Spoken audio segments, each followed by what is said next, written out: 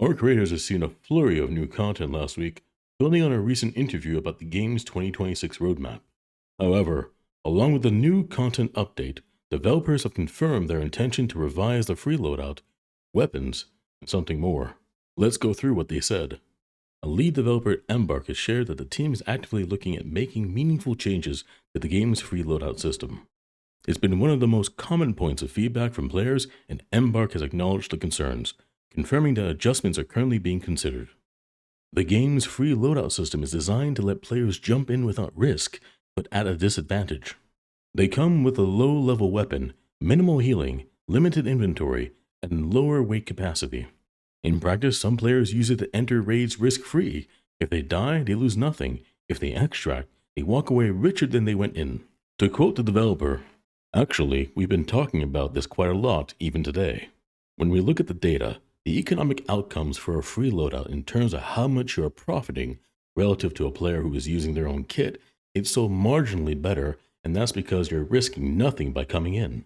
That kit is worth between 4,000 and 5,000 coins, so their economic outcomes, while there is a measurable improvement to them, they're not overperforming relative to bringing your own stuff."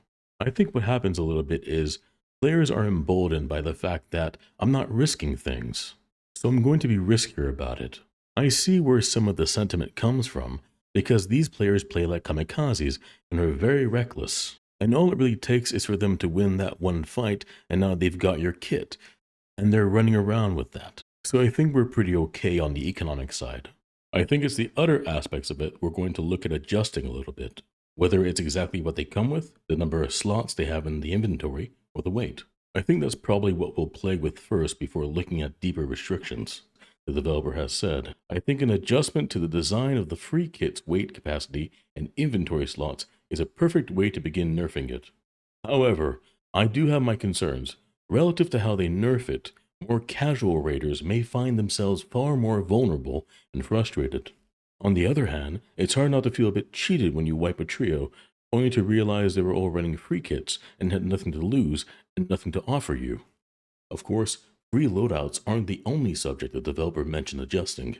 The developer has confirmed that weapon changes are on the way for Arc Raiders. During an interview, the question was raised whether Embark is aware of the growing perception that rare and epic weapons feel costly to upgrade and maintain relative to performance, and whether the team is considering adjustments either by reducing upgrade costs or increasing their effectiveness to better justify the investment. The developer responded by agreeing with the concern, explained that the core philosophy is that any weapon, in skilled hands, should be capable of winning a fight if used intelligently. Higher tier weapons are meant to provide an edge, but not an automatic win, and cost should never replace skill or tactical awareness. That said, they acknowledge that some higher end weapons currently feel off in terms of cost to benefit and may need adjustment. The team still wants rare weapons like the Tempest or Bobcat to feel exciting and worthwhile. Interestingly, internal data doesn't always match player sentiment, with weapons like the Patina already performing extremely well in PvE even before recent buffs.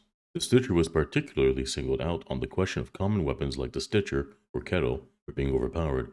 The developer remarked, and I quote, "If the Stitcher is way too effective even at level 1, sure, we'll adjust that so it fits more appropriately in the perception of what that should do. But again, if you have that free kit and you are playing well or playing intelligently, you should still be able to win that fight." End quote. I agree with that sentiment. I often stick to low rarity weapons, fully upgraded of course, and the highest tier I usually bring into raids is an uncommon anvil. Even so, that's usually reserved for specific raids, like Harvester or Matriarch events, or the occasional Trios raid with friends. I've never seen a compelling reason to risk bringing a rare or epic weapon into a raid, because common and uncommon gear already gets the job done. Just as with the free loadouts earlier, it's a little disappointing to knock out a player only to find them wielding a common weapon in the game. It doesn't feel like the risk of engagement has been appropriately rewarded.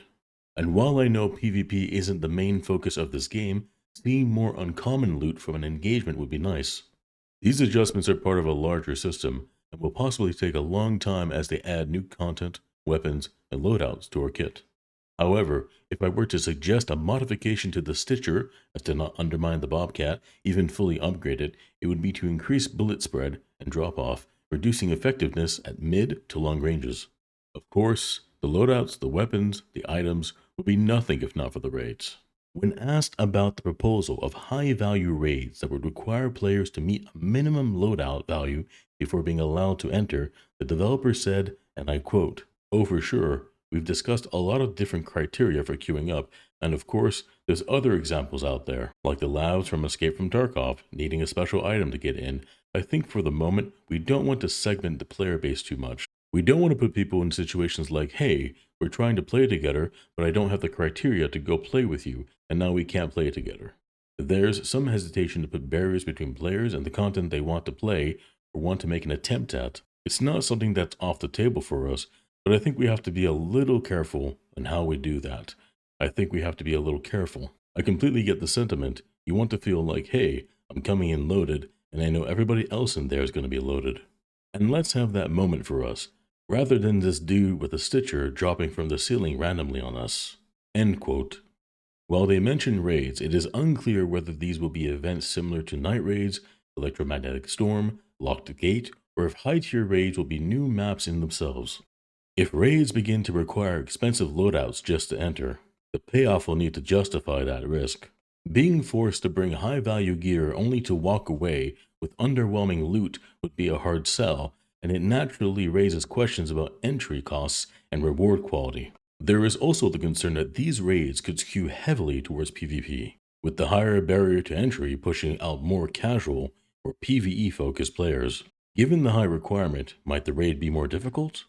Personally, I'd like to see something akin to a locked gate event on a new map, where players have to work together against the Ark to open a vault. A volcanic region raid in particular feels like a natural fit, with traps, environmental hazards, and keys or some sequential interactables for progression. That kind of setup could satisfy PvE players with meaningful objectives while still leaving plenty of room for PvP conflict. None of these commitments exist in isolation, and some of these changes are likely closer than people expect. It also wouldn't be surprising to see Embark revisit and roll back certain nerfs down the line, especially as new gear is introduced for rebalancing purposes. So tell me, what do you think? Do you think that the free loadouts need a nerf? If so, what do you think would be the appropriate measure? Besides the Stitcher, are there any weapons you think require readjusting? Let me know in the comments. Thanks for watching. If you enjoyed this video, consider subscribing for more concise gaming news and commentary. Remember to give it a like and leave a comment. If you're interested in live streams, join me on Twitch. The link is in the description. You can follow me on Twitter for weekly schedules, interactions, and updates. Thank you again for watching, and I hope to see you again next time. Take care.